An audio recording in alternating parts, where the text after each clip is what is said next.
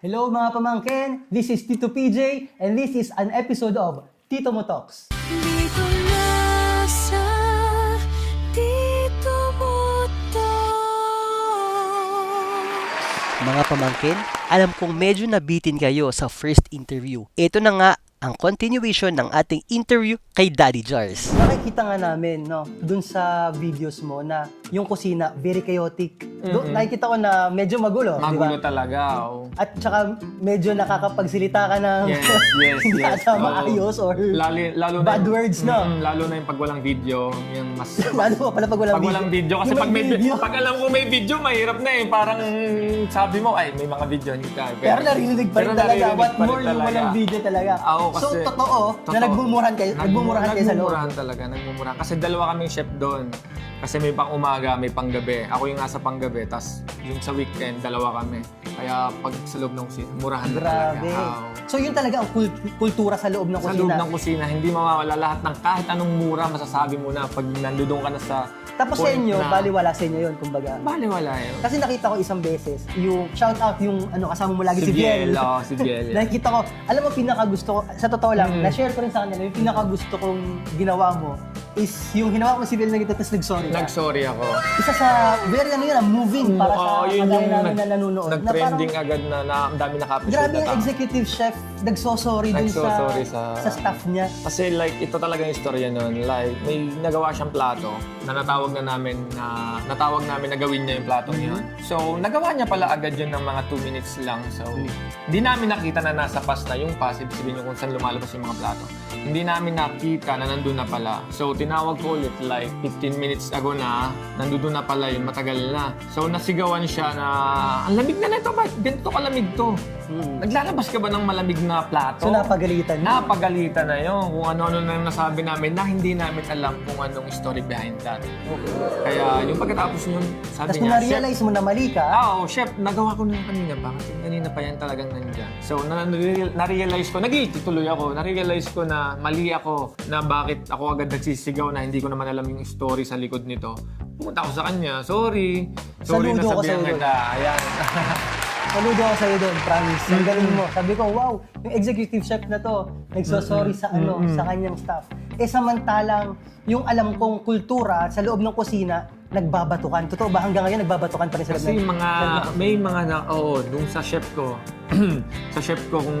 May istorya kang ganyan. May istorya kami. Lahat ng mga chef, nung chef ko na nagturo sa akin, syempre pasalamat pa rin ako doon na kung gaano siya kahigpit sa amin dati, binabato kami ng alam mo yung pichone, yung kalapate na dish. Meron kami isang dish na hindi namin malilimutan. Sa kasama naman namin yung ginawa. Binato niya ng karne. Oo. Talagang karne sa loob. Bumakat talaga sa likod yung dugo ng karne. Grabe Tapos siya. talagang murahan talaga ng murahan. Doon ako namulat sa mundo talaga ng kusina. Nasabi ko, So, hindi biro, no? hindi talaga biro. Kung mahina ka talaga, hindi mo matitake. Naku, hindi ka tatagal. Habang tayo ay mga kliyente na kumakain sa labas ng restaurant, hindi natin alam yung paghihirap na ginagawa pala talaga ng mga nagluluto sa loob, no? Can you imagine?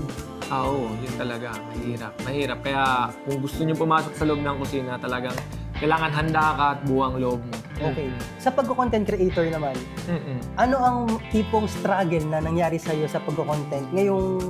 Yung ngayong okay na yung followers mo. Pumapalo ka na rin Pumapalo naman. ng malaki, ha?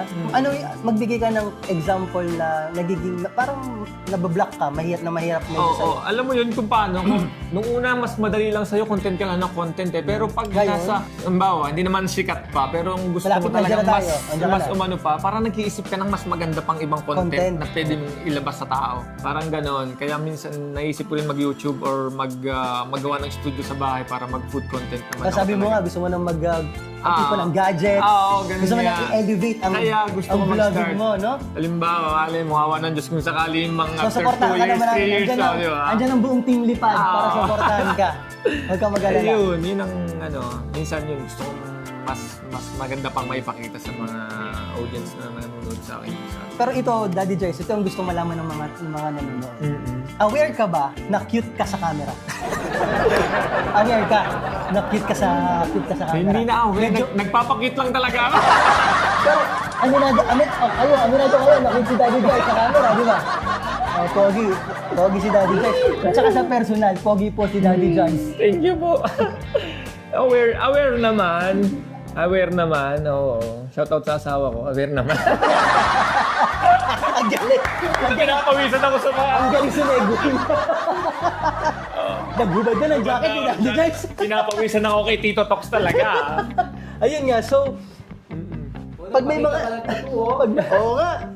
Pag may mga nagme-message, nakakatanggap ka ba ng mga messages, ganyan? Oo, nakakatanggap tayo ng mga message ng mga minsan nakikita ko. Pag message pa lang nakikita kong profile ng babae, Ay ako, yan. Oh. huwag mo i-delete kasi nagno-notification na. Huwag mo i-delete. Malalaman niyo yung mga technique. Hindi, kasi sabi ng mga misis yan, alam natin yan. na Pag may dinilit ka, may tinatago ka. Alam. So, dapat So, mas aware din naman siya. open May siya. mga nagko-comment naman. Eh, syempre, Oo. minsan kailangan natin kausapin yung miss ni Daddy Joyce, no? Para malaman natin yung dynamics nilang dalawa. Pero complimentary dahil magaganda yung videos na ginagawa Oo, mo. thank you. Pero meron akong tanong.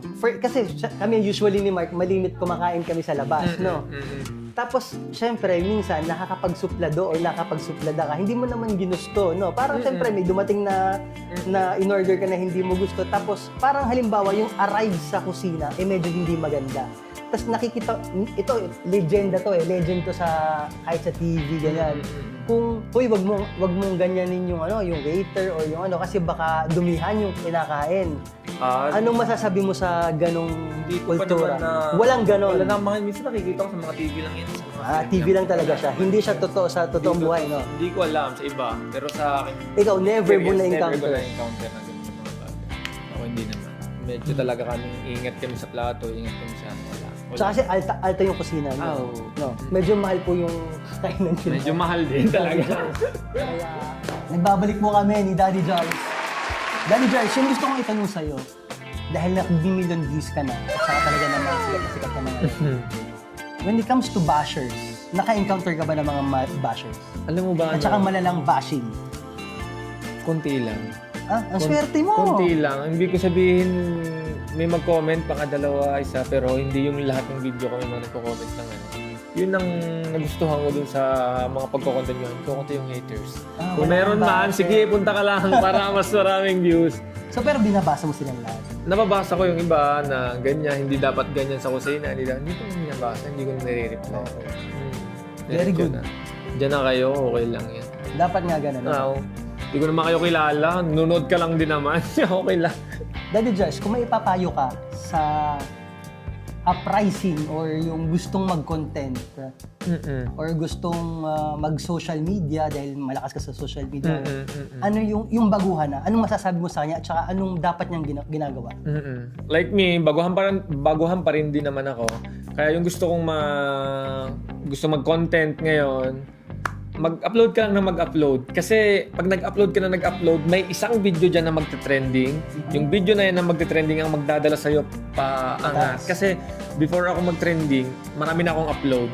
Umabot ako, 3,000 viewers. So Masaya na ako dyan. sa isang, for example, in a day, ilang beses kailangan mag-upload? Kasi nire-reach ko yung yung sa professional dashboard talaga, yung Yun talaga yung technique. yung activity. Yung technique para sundin mo kung pag nasa mag-reach dashboard. more people ka, yun, gawin mo yun.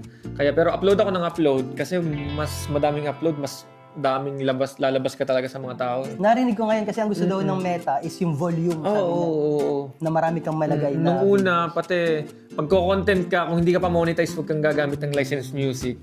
Doon tumagal ako ma-monetize nung nag-license music ako. Gamit ako ng music na hindi pa ako pwede. Oo. Ayun. Di content lang, maging consistent lang, maging totoo ka, syempre, yan. Number one. Doon ka magugustuhan ng tao talaga na alam niyang hindi ka plastic at hindi... Okay. sarili Yung mo. sa naman, sa gustong magtrabaho sa kusina, ayan. Ayan. Mas marami akong nasasabihan yan. Alam mo, masipag ako mag-reply sa mga followers natin na humihingi ng payo. Alam niyan ng mga followers natin dyan, pag nag-reply, marami akong nare-receive na message talaga. Yun, sa mga kusinero naman na gustong pumasok talaga sa mundo ng kusina, syempre, yun nga, sabi ko sa'yo kanina na lakas ng loob talaga. At Tibay ng loob. Tibay ng loob, sipag, syempre, mahabang oras sa trabaho, masakit sa paa, masakit sa katawan. kailangan malakas ka, masipag, at hindi ka agad susuko. Okay, so maraming salamat Daddy Maraming Jars sa salamat, Tito pagpapa-unlock PJ. sa sa Tito Mo Talks. Maraming salamat. Invite mo na sila to follow your social media. Siyempre sa mga hindi nakakilala, Daddy Jars po, maraming salamat. Follow niyo po ako. Siyempre sa mga followers ko, paki-follow po si Tito PJ Talks. Yan. Salamat. Maraming salamat. Maraming Daddy salamat, Jars. Tito PJ. Thank you. Thank you sa inyong lahat. That's all. Alam mo ang natutunan ko dito sa makikipag-usap kay Daddy Jars. Ano siya? Very authentic na persona talaga si Daddy Jars. Ang galing. Saludo kay Daddy Jars. Thank you.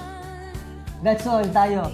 Mga pamangkin, see you on my next episode ng Tito Mo Talks. Maraming salamat. Follow! Thank you! Salamat!